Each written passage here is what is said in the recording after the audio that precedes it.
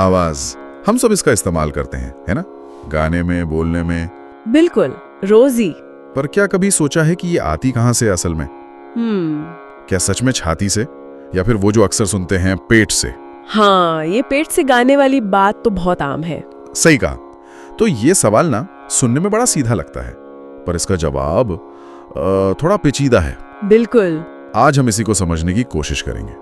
हमारे पास कुछ जानकारी है the anatomy of singing voice करके एक स्रोत से। अच्छा। उसके कुछ हिस्सों से मदद लेंगे। ठीक है। मकसद बस ये है कि ये पूरी बात आसान लगे कि आवाज महसूस कहाँ होती है, और उससे भी जरूरी कि इसको कंट्रोल कैसे करें अच्छे से। हाँ, कंट्रोल वाली बात अहम है। तो चलो इस दिलचस्प टॉपिक पे बात करते हैं। हाँ, ये वाकई में दिलचस्प है, क्योंकि पेट से गाने या पेट से बोलो ये इतना ज्यादा सुनने में आता है कि मुहावरा सा बन गया है। हाँ हाँ बिल्कुल। लेकिन इसका असल मतलब क्या है, मतलब टेक्निकली, और ये जो हमारी आम छाती की आवाज होती है उससे ये कैसे अलग है या जुड़ा हुआ है। सही। ये ठीक से समझना ना सिर्फ सिंगर्स या एक्टर्स के लिए नहीं, बल्कि हर किसी के लिए जरूरी है जो अपनी आवाज को मतलब हेल्दी और असरदार रखना चाहता है। बिल्कुल। आवाज की क्वालिटी, ताकत और टिकाऊपन भी। हाँ, ये सब इसी समझ पर निर्भर करता है एक तरह से। तो ठीक है, शुरू करते हैं उस आवाज से जो हम सबसे ज्यादा पहचानते हैं, चेस्ट वॉइस, छाती की आवाज। हाँ। स्रोत कहता है कि ये हमारी सबसे नेचुरल आवाजों में से है, पर ये है क्या? मतलब सुनने में, महसूस करने में कैसी होती है? देखिए, स्रोत के हिसाब से छाती की आवाज आमतौर पे थोड़ी भारी होती है। भारी, हाँ। गहरी होती है, और उसमें ना एक तरह की मजबूती या कह लें वजन महसूस होता है। अच्छा। ये वो आवाज है जिसका हम रोज की बातचीत में, खासकर जब आराम से धीमी आवाज में बात कर रहे हो, सबसे ज्यादा इस्तेमाल करते हैं। इसे छाती की आवाज कहते ही इसलिए हैं क्योंकि इसकी गूंज, मतलब रेजोनेंस, हाँ, गूंज, वो ज्यादातर छाती के हिस्से में महसूस होती है। अच्छा, तो ये महसूस होने वाली बात खास है। स्रोत ने इसे पहचानने का तरीका भी बताया था, है ना? हाँ, बताया है कि अगर हम बोलते या गाते वक्त अपनी छाती पर हाथ रखें। बिल्कुल। अगर आप बोलते या गाते समय हल्के से अपनी छाती पर हाथ रखें जी, खासकर अपनी नॉर्मल बात करने वाली पिच पर, तो आपको एक हल्की सी वाइब्रेशन महसूस होगी। कंपन। हाँ। यही कंपन इशारा है कि जो साउंड वेव्स हैं वो आपकी चेस्ट कैविटी में गूंज रही हैं। अच्छा। ये वोकल कॉर्ड्स के कंपन का नतीजा है जो शरीर के इस हिस्से में गूंजता है और आवाज को वो खास गहराई और वजन देता है। अरे वाह, ये तो काफी सीधा तरीका चेक करने का। अभी करके देखते हैं, छाती पर हाथ रख के। हाँ, है। वो कंपन साफ महसूस हो रही है। स्रोत में नमस्ते या खासकर ओम का उदाहरण भी था। हाँ, ओम में खास तौर पर। स्रोत ये भी कहता है कि गायकी ने ये निचले सुरों में ज्यादा साफ सुनाई देती है, लोअर रेंज में। हाँ बिल्कुल। गायकी में देखें तो चेस्ट वॉइस खास तौर पर निचले और मिड रेंज के सुरों का बेस बनती है। बेस आवाज को एक मजबूत नींव देती है, एक तरह का एंकर समझ लीजिए। कई तरह की गायकी में, पॉप, रॉक, जैज, यहाँ तक कि कुछ क्लासिकल स्टाइल में भी इस नेचुरल भारी गूंज का इस्तेमाल होता है आवाज को दमदार और इमोशनल बनाने के लिए। अच्छा। लेकिन देखिए, हर चीज की तरह सिर्फ इसी पर टिके रहने की भी अपनी लिमिट्स है। मतलब अगर कोई सिर्फ छाती की आवाज से ऊंचे सुर लगाने की कोशिश करे तो आवाज में खिंचाव आ सकता है। हाँ, गला दबता है जैसे। बिल्कुल, गला दब सकता है और आवाज अपनी नेचुरल फ्लो खो सकती है। यहीं पर कहानी का दूसरा हिस्सा आता है, और यहीं बात और मजेदार हो जाती है। अब आते हैं उस फेमस और शायद थोड़ी रहस्यमयी, हाँ रहस्यमयी तो है, पेट से आवाज वाली बात पर। यहाँ स्रोत एक बहुत बड़ी गलतफहमी दूर करता है। मुझे लगता है ये सुनकर कई लोग चौंकेंगे। क्या? स्रोत साफ कहता है आवाज असल में पेट से नहीं निकलती। हाँ, ये बहुत बड़ा मिथ है ना? ये तो हमारी आम सोच के बिल्कुल उल्टा है। आवाज तो हमेशा गले से ही आती है ना? आपने बिल्कुल सही पकड़ा। ये सबसे कॉमन और शायद सबसे बड़ी गलतफहमी है आवाज को लेकर। आवाज का सोर्स वो हमेशा लैरिंग्स ही होता है, स्वर यंत्र जो हमारे गले में है। ठीक है। यहीं पे वोकल कॉर्ड्स होते हैं, हवा निकलती है, वो कंपन करते हैं और आवाज पैदा होती है। सिंपल। तो फिर पेट से आवाज का क्या मतलब हुआ? देखिए, जब लोग पेट कहते हैं ना, तो उनका इशारा असल में डायफ्राम की तरफ होता है। डायफ्राम? ये नाम सुना है स्कूल में, शायद बायोलॉजी में। हाँ, सुना ही होगा। ये होता क्या ठीक से, और आवाज से क्या लेना देना इसका? डायफ्राम एक बड़ी सी गुंबद जैसी मांसपेशी है, मसल है। गुंबद जैसी? हाँ। कहाँ होती है ये? ये हमारे फेफड़ों के ठीक नीचे होती है। छाती और पेट के बीच में। अच्छा। ये सांस लेने के प्रोसेस में सबसे जरूरी मसल है, सबसे जरूरी। जब हम सांस अंदर लेते हैं तो डायफ्राम सिकुड़ता है और नीचे जाता है। नीचे जाता है? हाँ, इससे छाती में जगह बनती है, हवा फेफड़ों में भर जाती है और इसी वजह से पेट थोड़ा बाहर आता है। अच्छा, पेट इसलिए बाहर आता है? हाँ, और जब सांस छोड़ते हैं तो डायफ्राम रिलैक्स होकर वापस ऊपर अपनी गुंबद वाली शेप में आता है, हवा फेफड़ों से बाहर। समझ गया। तो डायफ्राम सांस के लिए जरूरी है, पर पेट से गाने का मतलब फिर? पेट से गाने या बोलने का मतलब है डायफ्राम का सोच समझकर इस्तेमाल करना। सोच समझकर? हाँ, अपनी सांस को कंट्रोल करने के लिए, उसे सहारा देने के लिए, मतलब सपोर्ट देने के लिए। सपोर्ट? किसको सपोर्ट? आवाज को। जब सिंगर या स्पीकर डायफ्राम का सही इस्तेमाल करते हैं तो वो सांस के बाहर निकलने की स्पीड और प्रेशर दोनों को कंट्रोल कर पाते हैं। यही कंट्रोल की हुई हवा जब वोकल कॉर्ड से गुजरती है तो आवाज स्थिर, पावरफुल और कंट्रोल्ड निकलती है। ओह, तो आवाज पैदा तो गले में ही होती है? बिल्कुल। लेकिन उसकी क्वालिटी, उसकी ताकत, स्थिरता, ये डायफ्राम के सपोर्ट पर निर्भर करती है। काफी हद तक। इसी को ब्रेथ सपोर्ट कहते हैं, सांस का सहारा। समझ गया। तो ये पेट से आवाज असल में डायफ्राम से सपोर्टेड सांस के साथ आवाज है। ये तो बहुत बड़ा फर्क है समझने में। हाँ, ये बहुत महत्वपूर्ण अंतर है। तो इसे पहचानेंगे कैसे कि डायफ्राम का इस्तेमाल हो रहा है या नहीं? स्रोत ने बताया था कि छाती ज्यादा नहीं हिलनी चाहिए, पेट हिलना चाहिए। हाँ, ये एक मेन फिजिकल साइन है।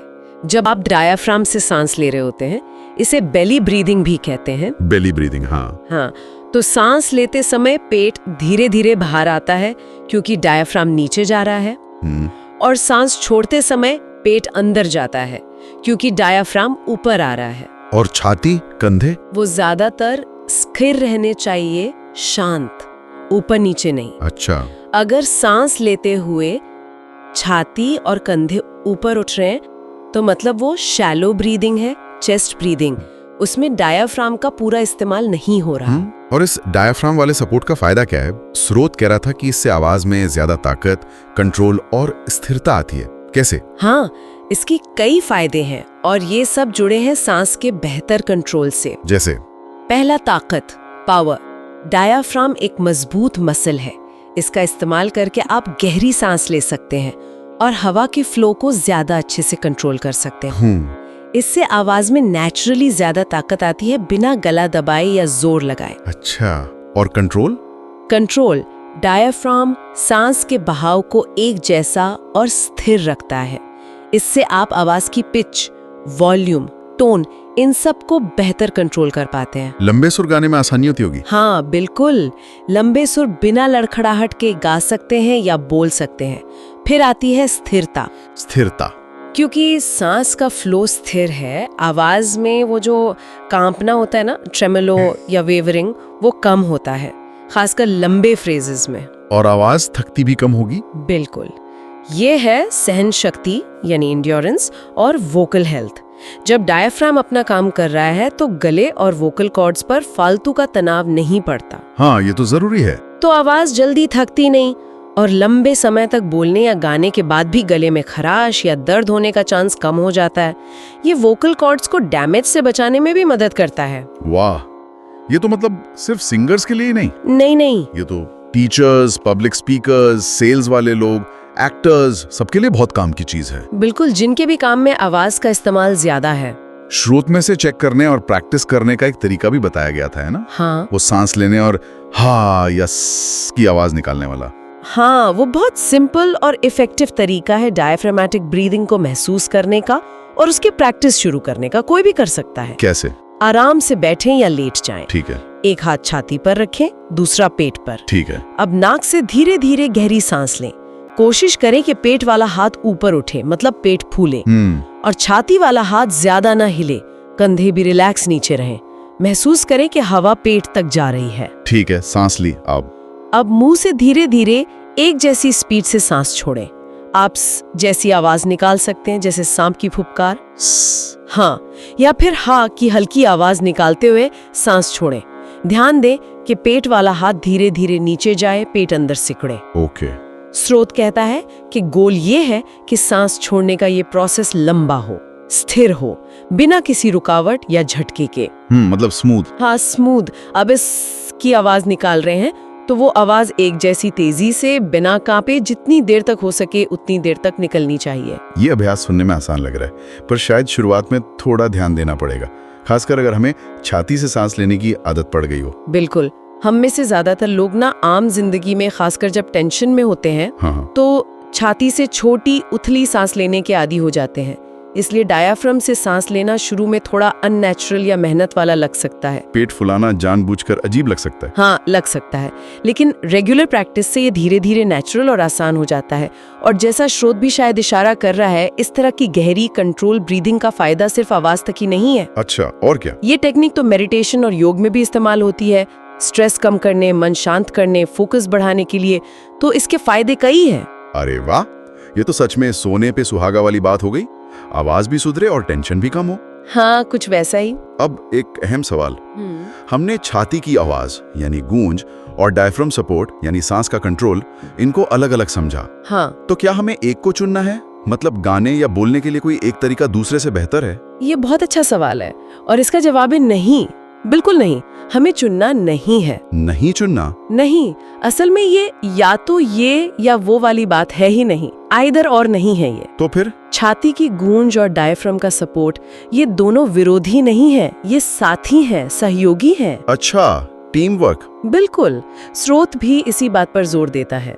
एक अच्छी असरदार आवाज इन दोनों के बैलेंस और इंटीग्रेशन से ही बनती है, संतुलन और एकीकरण। अच्छा, तो ये टीम वर्क है। छाती की आवाज और डायफ्राम सपोर्ट दोनों मिलके काम करते हैं। स्रोत भी कह रहा है कि एक अच्छा सिंगर या स्पीकर दोनों का संतुलन बनाता है। तो ये बैलेंस काम कैसे करता है? रंग देती है, गहराई देती है, वजन देती है, आवाज का शरीर बनाती है। हाँ बिल्कुल, आवाज का शरीर या आधार, खासकर निचले और मिड रेंज के सुरों में। इसके बिना आवाज पतली, बेजान या कमजोर लग सकती है। ठीक है, और डायफ्राम सपोर्ट? वही, डायफ्राम का सपोर्ट उस आवाज को उड़ने के लिए पंख देता है, समझिए। पंख? हाँ, ये सांस का वो कंट्रोल्ड फ्लो है जो आवाज को ताकत देता है, स्थिरता देता है, फ्लेक्सिबिलिटी यानी लचीलापन देता है, और स्टेमिना यानी सहन शक्ति देता है।